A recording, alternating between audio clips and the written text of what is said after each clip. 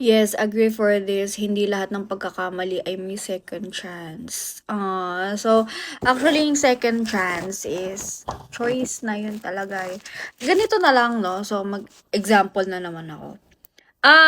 Ibang tao, no? Sa ibang tao, may classmate ka. Siyempre, classmate, hindi mo man kaano-ano, hindi mo naman kamag-anak yan. May sasabihin ko sa kanyang masama or gusto mo siyang tuksoin, gusto mo magsabi ng negative comment sa kanya. Pero ikaw bilang as classmate niya, hindi mo friend ha, classmate lang. Napansin mo na gano'n, parang daming pimples dito. Example lang, no? So, syempre, as human, meron tayong tinatawag na sympathy or parang pakikisama na, ay, pag sinabi ko to, baka ma-hurt siya. So, ganun palang kababaw yung level nun na hindi mo kaano-ano, medyo pag may gusto kang sabihin na masama, aanuhin mo siya yung parang pag-iisipan mo kasi baka makasakit ka. What more? 'Di ba? Sa mga tao na supposed to be na inaalagaan natin kasi mahal natin. Lalo pagkasal. Alam niyo 'yun, pagkasal ka na is forever na 'yan eh. Unless may milyones kayo, may time kayong, marami kayong time para magpa-annulment. So, hindi naman ako guys, nagmamalinis dito. Syempre, nakagawa din ako ng mga kasalanan. Hindi ko naman inaanin. Pero, may mga tinatawag kasi ng mga choices na, decision na kung hindi mo kayang bawiin in seconds yung ginawa mo or yung sinabi mo or kung sa tingin mo ay hindi sapat yung word na sorry para bawiin yun is, so next time pag-isipan na lang. Meron nga yun sabi ni Hayley Williams. Actually, sa kanta ng Paramore, kasi fan nila ako dati yung Paramore, second chances, they don't really matter. People never change. Change. Once a word, there's nothing more. 'Di ba? So, ano ito kasi yan eh. Sabi nga ni Makagago, yun yung pangalan niya ha, hindi ako nagmumura ha. Yun yung pangalan kasi kahit i-search nyo, Makagago. Yun yung pangalan ng vlogger na yun. Once ang tao daw ay nag-cheat, tapos pinatawad mo ganun-ganun lang, more likely gagawin niya ulit. Bakit? Ang tao is madaling matukso. Hindi naman tayo judgmental eh. Inulit ko lang yung sinabi niya guys, dito galing sa akin ha. Galing kay Makagagot. Parang kinapi-paste ko lang. Ganun. Yung sinabi niya, which is my point naman. Para sa akin.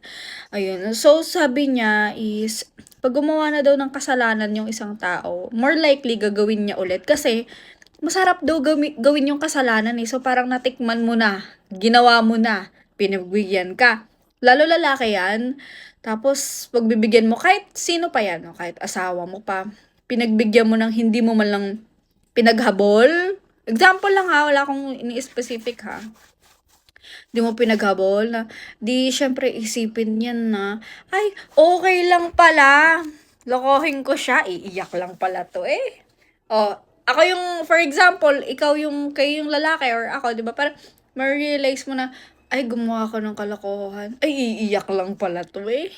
Ay, ano lang pala to. Hindi naman ako nito kayang pakawalan. Di ba? Parang baka doblehin niya pa yung gawin niyang kasalanan, lalakas pa yung loob. Kasi, ganun lang pala eh.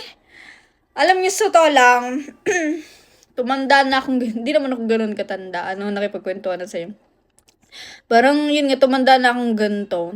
Na, syempre, nagkaroon ako ng mga classmate ko nung high school, college. Normal naman yan, magjowa-jowa, mag-boyfriend, girlfriend yan sila. Parang hindi ko maisip or hindi ko maalala kung meron ba na magjowa tas yung boyfriend, niloko niya yung girlfriend niya. Nagbalikan sila. Tas niloko na naman niya, tas nagbalikan sila. Tas niloko na naman niya. Ganon yung mga karaniwan na napapakinggan ko. Kasi gawa ng, syempre, kaklase ko. Sila din naman nagkukwentuhan ng ganon, di ba? Kahit sa mga sarili kong kakilala, wala akong binabanggit ha. Or kakilala, sabihin natin, celebrities, o mga vloggers din, sinashoutout naman nila yung mga bagay na yan eh. Parang, more likely kasi, pag nagloko talaga, magdadala pa nga yun ng mga flowers, di ba? Parang aamuhin ko, tapos gagawin naman pala ulit, mas matindi pa.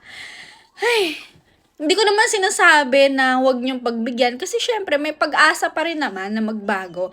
Lalo na kung ang isaalang-alang natin ay merong pamilya. Pero, Alam niyo, may ugali kasi yung mga lalaki na yan, eh. Kung may nakikinig dito na lalaki, comment down below nga kung mali ako sa sinasabi ko. Gustong-gusto niyo mga lalaki, yung naghahabol kayo.